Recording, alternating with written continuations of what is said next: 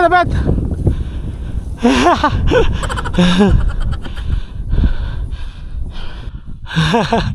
Ano ba yan? First test? First test, semplang kaagad. Nakatutok siya na pag doon ibabaw. Nakahoy. Hala, tarik pala to dito. Ito na, nakita ko na. Dito sa view. Puwa nga kahoy. Puwa. Wait lang, pwede na yung patingugon eh. Nasa ubos? Babaw. Murag magamay ra nga kahoy. Puwa man, puwa. Where na you? Aray ko. Dili na mao. Okay, makita ang yuta. Wa, nakapaibabaw man siya. Ang isang camera ba nakatungo sa ibabaw. Sa man eh.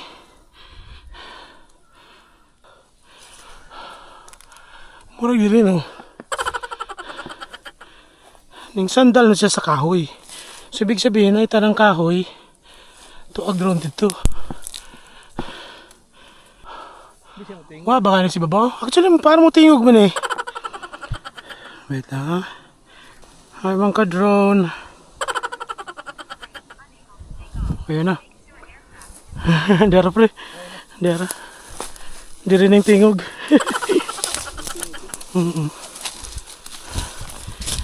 Hindi ako unable to take up.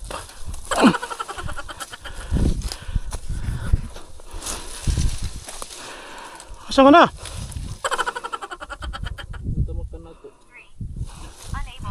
Dara. Tayo magkahoy nga. Agbiyo diri ha. Agbiyo diri na kahoy. Yung wala sangara. Tinawag view. Kala mo kahoy na gano'n. Langya ka DJI. Nakabaliktad pala. Ayan. Sa likod siguro. Diya maayo sa palo. Ang design magudan niya. Palo sa likod. Di siya maayo ng sideways na palo. Kaya ang iyang sensor siguro ba triangulated. Tara. Resume. Tingnan mo, bakinid. Langya ka DJI ka. Ayaw mo pala ng paatras. Yun yung pinakamagandang view, yung paatras eh. Kaya pala nitingog na siya ganina, parang toot. Yung pala, nimbangga na siya. Sundan mo lang kami. Ano kami iwan? Ang uyab, iniiwan. Ang drone dapat, dili. Oh, nanapo ka diya. Pinipigas. Uy. Oh, dali ko. Oh. Dali ka. Palen. Pastilan. Dara sangin. Pwede ka mabanggaan. Okay. Ada na kay video dahil, dili na ako, sa harapan ako.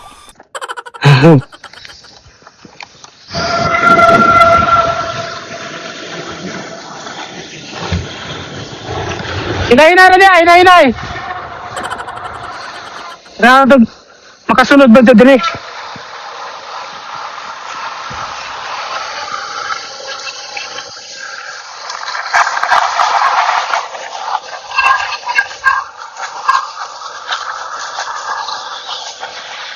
Galing ah.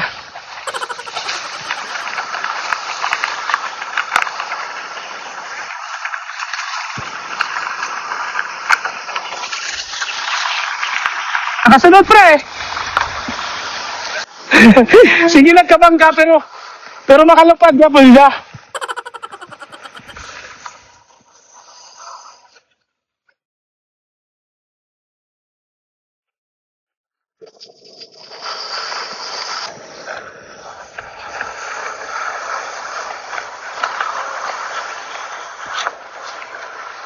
Yeah, tuloy ka lang.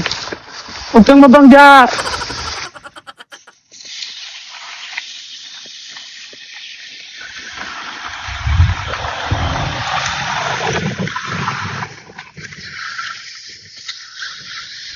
Hinahinay, harapan na ka sa video. Hinahinay.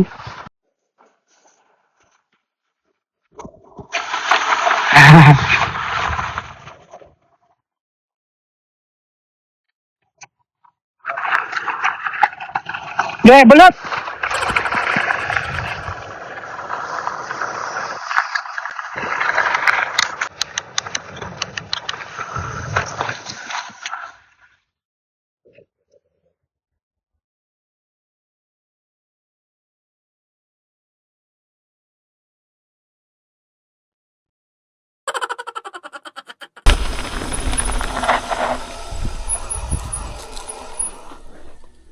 Nagbong!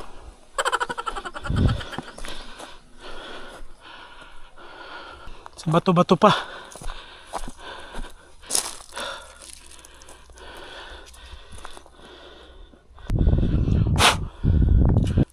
Rear. Cycling follow. 3, 2, 1.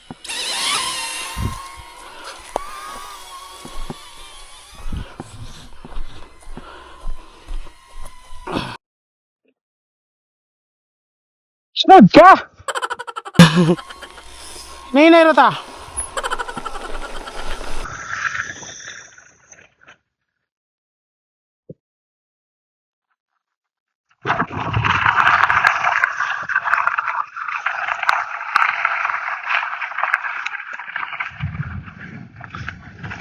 Nagbaba ka mong jump.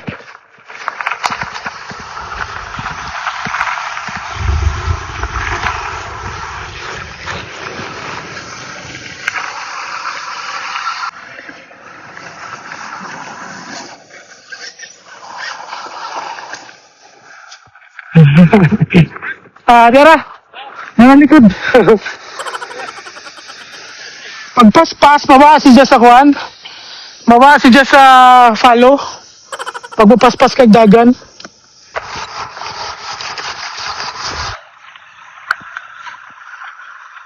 Okay, sunod ka lang sa akin.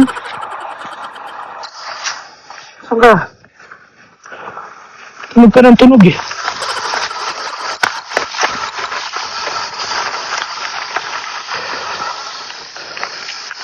Okay, sunod. Para tuloy akong may pet. Ilag. Baka sunod na din be.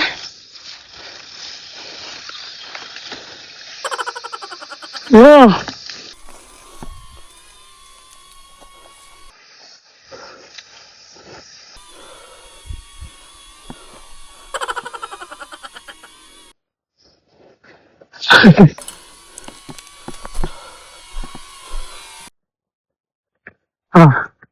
Ito.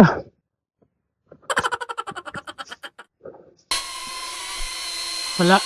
Hindi makalusot sa palwa. Dito tayo. Rear. Cycling follow. 3, 2, 1.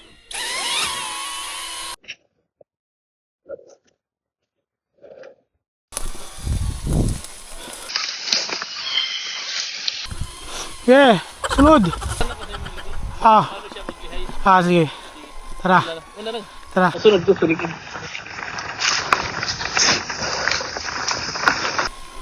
Pansin ko, pag may paliko, pre, di dyan makasunod. Paliko.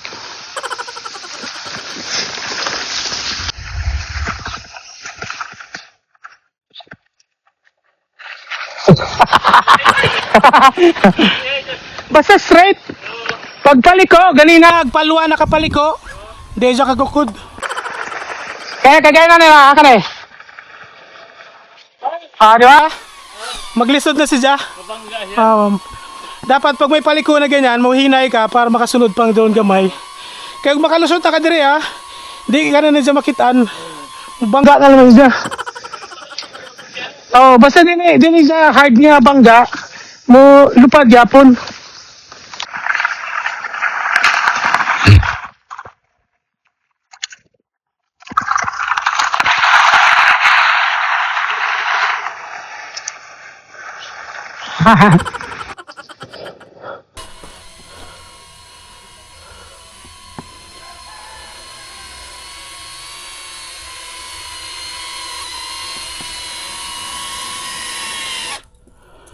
na po ang ating first test.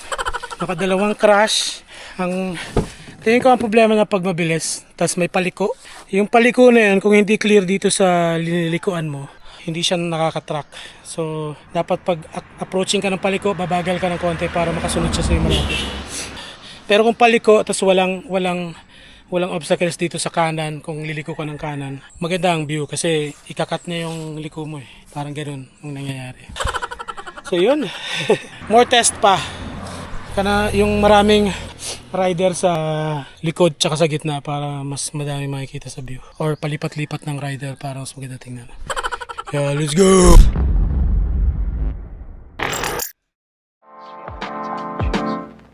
If you're new to the channel, please like, share, tell your friends, tell your hot friends. Just kidding. And of course, subscribe. Thanks for watching. See you on the next ride. Ride on.